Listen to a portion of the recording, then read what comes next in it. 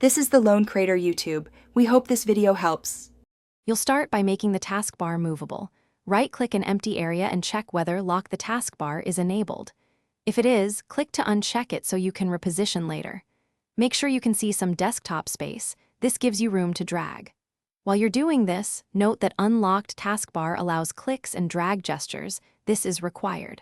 Once the lock is off, you can begin dragging the taskbar to any screen edge, which I'll show next. Now you'll perform the move itself.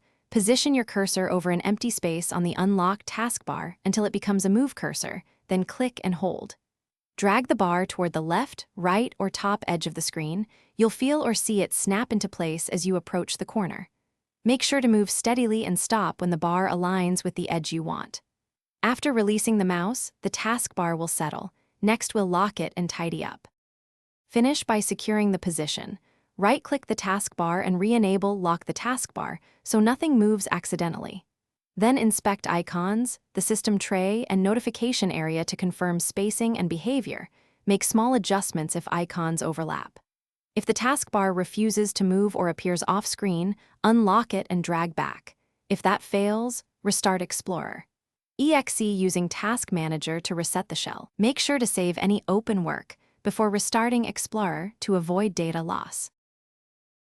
Thanks for watching. Consider subscribing if we helped you.